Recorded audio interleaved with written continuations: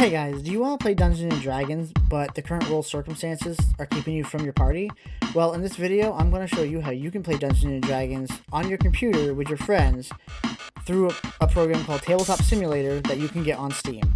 Now, there are other alternatives, such as Roll20 and Fantasy Grounds. Both are 2D alternatives, and they both can get quite pricey as you have to buy the books and source materials, as well as you have to buy some of the token files for players and monsters if you want to use tokens in your game instead of using just Theater of the Mind.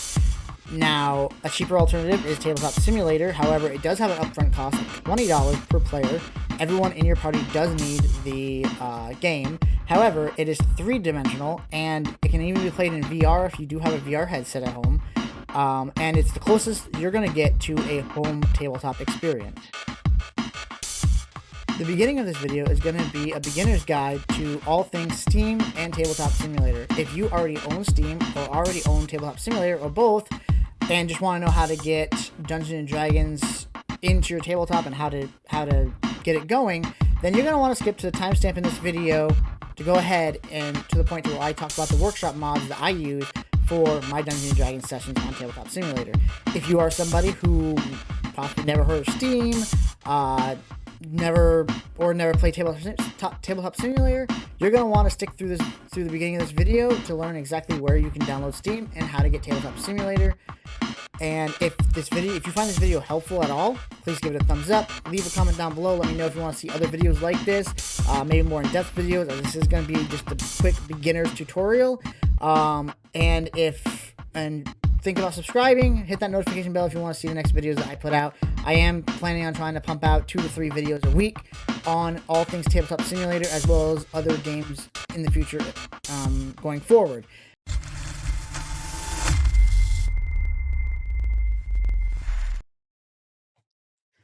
Welcome back to GTV. My name is Grimfire, and the first thing you're going to want to do to get started with Tabletop Simulator is open up your browser and go to the address bar and type in store.steampowered.com to get to Steam. That'll bring you to the website where you can install Steam via this green button right here. You're going to want to click that. Click Install Steam for Windows. If you do have a Mac or other type of computer, then you're going to want to use the other options. But for this tutorial, we're going to do Windows, and you click Install Steam. And you're going to want to follow the prompt after clicking the Steam setup down below and install it into whatever hard drive you want Steam installed in. Once that's done, you're going to run Steam, which is this icon down here, and you're going to go to the store. Once in the store, here, let's go back to the base store. So once in the store, you simply just search Tabletop Simulator. Should be one of the first options. When you get there, there will be some of these preview videos so you can kind of see what's in the game. As I said, it is a tabletop replacement for your computer. You basically can do any type of tabletop games: chess, checkers, Monopoly. As you can see on here, Othello, a lot of other games, Cards Against Humanity, a lot of them. And you're going to want to scroll down to buy Tabletop Simulator for $20. Now, if you are a DM that is trying to get this for your party and your group is, say, 3 players, you're going to want to buy the 4-pack for $60 and you'll save yourself $20. Even if you have 5 players, buy the 4-pack and then buy a single copy because you're still getting one of those copies for free. Once you add that to cart and you complete the checkout, it'll add it to your library. You'll head over there. You'll click on Tabletop Simulator and hit install. Once that's finished installing, you'll click the play button. You're going to want to just hit play Tabletop Simulator. Unless you have a VR headset, you could launch it VR in Steam VR mode. However, I don't have one right now. So if you want to follow along with this guide, you probably just want to hit play Tabletop Simulator. And you just hit play and wait for it to load up. You're going to want to minimize Tabletop Simulator. You do not have to close it out completely in order to get these workshop mods. And you're going to want to make sure you're back in your library. Click Tabletop Simulator. You see the workshop button here. You're going to want to click that. That'll bring you to where all the workshop mods and the creators reside, where you can find, as you can see here, 15,000 different board game types, 11,000 card games. There's a lot of mods in here, and if you've ever done anything with mods when it comes to Skyrim or anything like that, you'll understand where I'm coming from. But if you're brand new, mods are basically just 3D models and programs and board games that you can just bring into your tabletop. Easiest way I can describe it. go up here to search, and you're going to want to search Dungeons and Dragons 5E session setup, and hit enter. The first option you'll see here is Dungeons and Dragons D&D 5e game session setup. You're going to want to click the check here. As you'll see here, you see the plus button. You're going to want to subscribe to this mod. Now, we're going to want one more mod before we move on, because you're going to want some miniatures instead of just the token monsters. You're going to want actual 3D models. And someone has done a great job in uploading around 700 or so, I think, 3D models of all the monsters in the Dungeons & Dragons monster manual. And you can get them right here on the workshop by just typing in D&D 5e miniatures. Hit search, and the first one that pops up with the beholder here is what you're going to want. You're going to want to hit the plus sign there to subscribe to it, and then we're going to want to go back into the game. Alright, now that you're back in the game, you're going to want to go up to the Games tab up here, go to Workshop, and now you should only have two options here. I've got a bunch because I've subscribed to a lot of options, but find the one that says Dungeons & Dragons D&D 5e game session setup, and you're going to want to left click and hit load.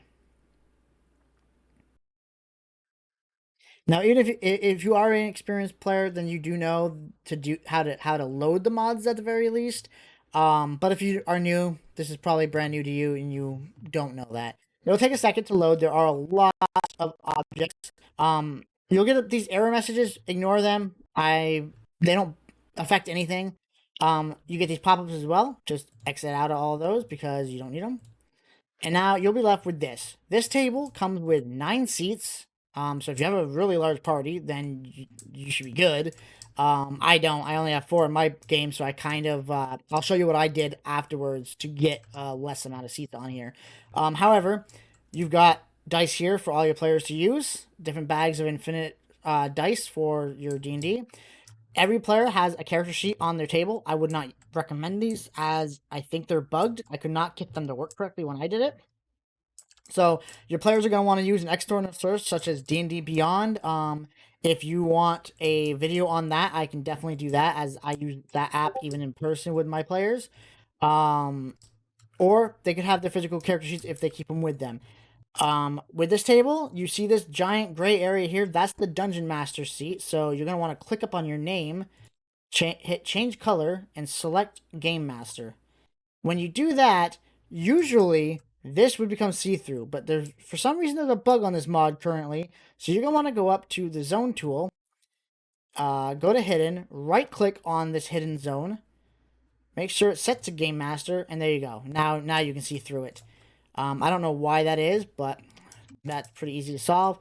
So here you'll see you have a lot of things at your disposal. You have your dice, you have a lot of reference cards, like what you would have for your dungeon screen. And, oh, by the way, if you hit Alt, it'll magnify whatever your mouse is pointing at, so you can see it better.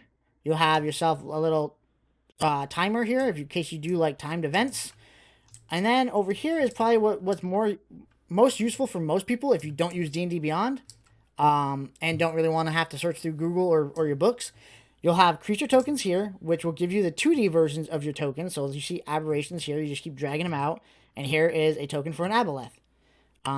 So that gives you your normal tokens, and if you don't want 3D models. You also have creature cards by book and type. All the feats in the game, so you can reference them. Spell card references. You got an entire stack of spells here for references. A lot of stuff you can use here. I'm not going to go into every detail of this setup unless you guys want me to in a future video, but this is just a beginner's guide. So that is the basics. Now, the other mod that we downloaded, you're going to want to go into Games and go to Workshop. Now, in Workshop, you're going to want to find D&D 5e miniatures. Now, do not load it. You no longer want to load any of your mods, because if you do that, it'll replace this table with whatever table they used to create that mod on. So instead, you're going to want to hit these 3 little dots here, and you're going to want to hit Expand.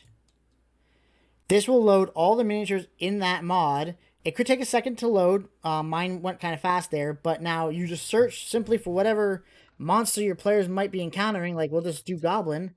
And if you search Goblin, here you go. You got a Goblin mini, you got a Goblin Bard mini, you got a few options here you can choose from, and then you can see here that all of them they're well modeled. The guy got these all from models for 3D printers, and he just converted them into the game. And you have access to just about the entire monster manual with this workshop mod. Now, that's all good. You have all your basic tools for D&D and your models. The one thing you are missing is tiles if you want to use tiles for your battle maps. But you can go back to the workshop and find a bunch of tile mods, and I'll show you the first one that I started with that was pretty easy to get used to. Okay, so here we are back in the workshop. You're gonna go up to the search bar, and you're going to search for dungeon tiles. Now there are a bunch of dungeon tile options here. The two that I'm gonna show you, the two that I'm going to talk about, I'll show you one of them. The two I'm going to talk about is you got this one, which is a Dungeon Tile playset, 118 pieces. This is basically a 3D rendering of all of the cardboard tile sets you can get in real life. They're 2D. You put them on the table, and you're good to go. The one that I started out with, and the one that I like the most so far, is this one right here. It's called just Dungeon Modular Tiles. You're gonna want to subscribe to this one, and this gives you 3D tiles that basically look like they just came off a 3D print bed. If you've ever seen what a 3D printed tile looks like. And then we're going to hop back in game, and I'll show you what the tiles look like. So we're back in game. Again, you're going to want to go up to Games, Workshop, and you're going to want to find the Dungeon Modular Tiles, and don't load this. You're going to want to click the three dots like before, and hit Expand. And now, you're going to have all these different bags, as well as the individual models here, but we're just going to focus on the bags because they're easier. And you're going to take whichever ones you want. We'll start with the floor. We'll take the based walls, and then the doors.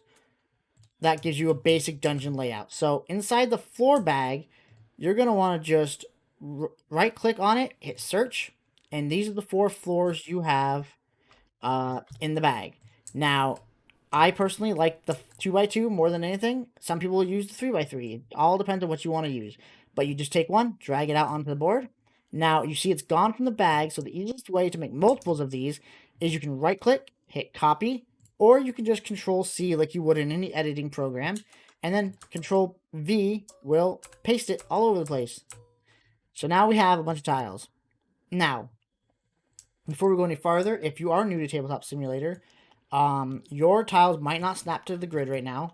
It might not be set up like that. So what you're going to want to do is go to Options, go to Grid, make sure your grid is changed to a 1x1, as the default is a 2x2, and 1x1 is the size of the dungeon tiles. And then make sure snapping is set to both, and then you should be good. As long as you right click on the tile, go to Toggles, and make sure grid and snap are both checked, which they are. So with that, you should be able to, as long as the artist or the creator that made the workshop mod made it correctly, all tiles should be able to be moved right next to each other pretty seamlessly and work together. Now we also have the wall bag here where you can just get normal walls. We'll take these long ones, and these ones are base, so you just place them next to your tiles to resemble the dungeon walls that your players might run into. And again, it can be a little tricky. If your pieces ever fall over like that, and you pick it up and it doesn't flip back over, you just hit F and it'll flip it. And if you ever want to rotate, you just hit Q and E are your simple rotate options. And then you just rotate where you want it, slide it in, and bam. Also, another beginner tip is, as you can see when I'm picking these up, they don't move much. Yours might be jumping up in the air. You see this lift height right here where the guy's lifting the weights? You click that and drop it down to 0. You're probably up here somewhere. You want it at 0, otherwise you'll be throwing these around like crazy. But that's basically it. I will show you a quick mod that I have made. I've added my own dungeon tiles into this, and if you want to see more of those, just let me know in the comments below. I will be making a future video, a more intermediate one, on how you can use Blender to take your own 3D object files and bring them into Tabletop Simulator. So you can import your own characters. Maybe you have Hero Forge 3D printable characters and you want to bring them in. I'll show you how you can do that. I've made a basic tile mod in the workshop that you can use, that I personally really like. I mean, that's why I added it. So these are called true tiles. If you're a person who plays Dungeons and Dragons and you know about 3D printing, then you've probably heard about true tiles. They're 3D printable tiles that have small walls so you can see your characters pretty easily through them. And I've made them so that they are the size of the grid, as well as the fact that they snap together. They're free on the workshop, just like all the other mods, and you're free to use them. They come with all these different floor and wall pieces, as well as a couple door options and a torch on the wall. Um, but I think that's just about wraps up this video. I wanted to try to keep this a little bit short. This might have gone a little bit longer than I wanted it to. Just gives you the basics. If you have any questions, leave them in the comments below. And I'll do my best to answer all of them. If you want to see the table that I currently use that doesn't have all 9 of these and how to edit your own D&D table so you don't have all this clutter and maybe you don't want half this stuff, let me know in the comments below. I'll be sure to do that.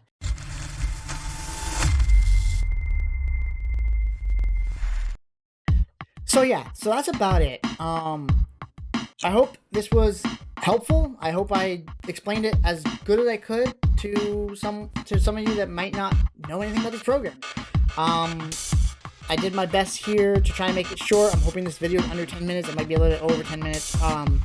Just so you have a quick crash course on how to do this. If you want more videos on this, let me know in the comments below. If you like this video, give it a thumbs up, subscribe, click the notification bell to know when I make a new video. You can also follow me over on my Twitch, www.twitch.tv/brimfire. It'll be down in the description below. I stream every Tuesday and Thursday at midnight. Sometimes I stream Tabletop Simulator if I'm working on a dungeon or maybe adding more mods to the program. But usually you'll see me streaming stuff like Final Fantasy VII Remake, as well as some MMO RPGs like Elder Scrolls Online, and some other fun games. I kind of do all sorts of things. But if you have any questions, hop into my chat, ask them. I'll be sure to answer them. I might even be able to stop my game for a second to bring up Tabletop Simulator and kind of walk you through how you do whatever it is you're asking to do, if I know how to do it. And if I don't, I'll try to point you in the direction that you can do it. So again, I hope this video was helpful for you guys, and I'll see you guys in the next video.